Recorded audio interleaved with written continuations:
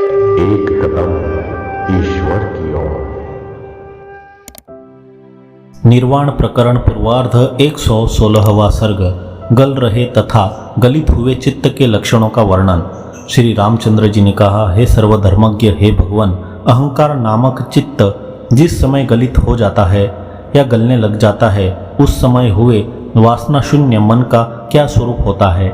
यों श्री रामचंद्र जी के द्वारा पूछे जाने पर मोह आदि दोषों का क्षय ही पहले मुख्य स्वरूप है, ऐसा महाराज वशिष्ठ जी कहते हैं। महाराज वशिष्ठ जी ने कहा, हे श्री राम जी, शुभ्र अर्थात वासना शून्य मन को परीक्षा करने के लिए दूसरों के द्वारा जबरदस्ती पैदा कराए गए भी लोभ मोह आदि दोष उस तरह लिप्त नहीं कर सकते जिस तरह जल कमल को लिप्त नहीं कर सकते। सदा मुख की प्रसन्नता भी उसका लक्षण है, यह कहते हैं। हे श्री राम जी, ज्ञानाग्नि से विवाद हेतु पाप रूप अहंकार नामक चित्त के विलीन हो जाने पर प्रसन्नता आदि शोभाएं मुख को नहीं छोड़ती। कही हुई बातों का विस्तार पूर्वक वर्णन कर रहे महाराज वशिष्ठ जी दूसरे लक्षण भी कहते हैं। चित्त के नष्ट हो जाने पर वासनाओं की गांठें छिन्न भिन्न सी होकर धीरे धीरे बिल्कुल टूटने लग जाती है। क्रोध कम होने लग जाता है और मोह तो निसंदेह मंदता को प्राप्त हो जाता है।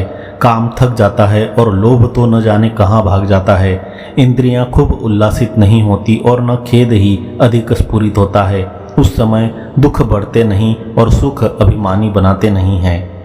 हृदय में ठंडक पहुँचाने वाली समता सब जगह उदित होती है। ज्ञानियों के मुख पर भी सुख दुख के चिन्ह, प्रसाद और मालिन्य आदि किसी समय दिखाई नहीं देते हैं। जैसे कि दुर्वासा ऋषि का शाप सुनने पर कुंभ तथा राजा शिखिध्वज के मुख पर अथवा विश्वामित्र के द्वारा हरिश्चंद्र को ठगने पर तथा पुत्र को मारने पर वशिष्ठ जी के मुख पर उदासी साफ झलक रही थी, ऐसी दशा में प्रसन्नता आदि शोभाएं मुंह को नहीं छोड़ती। यह आपका लक्षण कैसे घटता है?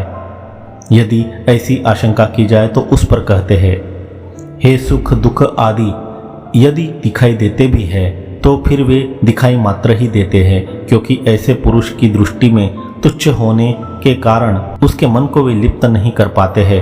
भोग कराने वाले प्रबल प्रारब्ध से दुख और दुख के चिन्ह मालिन्य की आभा का कभी उदय होने पर भी अगले क्षण में ही मिथ्यात्व बुद्धि से उनके बाधित हो जाने पर ज्ञानी पुरुष के चित्त को वे लिप्त नहीं कर पाते। इसलिए ज्ञानियों के मुख पर जो स्वाभाविक प्रसन्नता रहती है उसका विघात नहीं होता।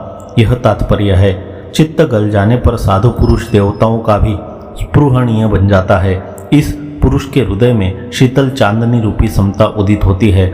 ऐसा साधु पुरुष यों ही स्वभावतः उपशांत, कमनीय, सेव्य, अप्रतिरोधी अर्थात दूसरे की अभिलाषा का विघात न करने वाले, विनीत, बलशाली, स्वच्छ और महान शरीर को धारण करता है। विभव और दरिद्रता से विषम, विचित्र और महान होता हुआ भी यह संसार विभ्रम गलित अहंकार वाले सज्जनों के प्रति न तो आनंद के लिए है और न खेद के लिए है।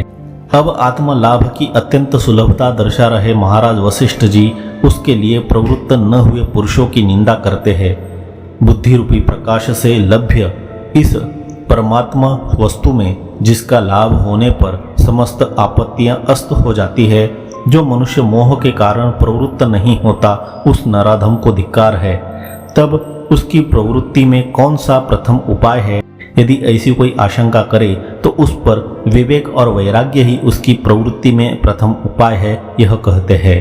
हे श्री राम जी, दुख रूपी रत्नों का भंडार जन्म और मरण के युक्त संसार सागर को पार करने की इच्छा रख रहे पुरुष के लिए निरतिशयानंद आत्मा में चिरकाल तक समुचित विश्रांति पाने में मैं कौन हूँ, यह जगत क्या है, परमात्मा तत्व कैसा है, इन तुच्छ भोगों से कौन सा फल मिलेगा, यो निरंतर खूब अभ्यस्त हुई विचार और वैराग्य रूपिणी मति ही परम उपाय अभिमत है। इसलिए उसी का आश्रय करना चाहिए, यह भाव है।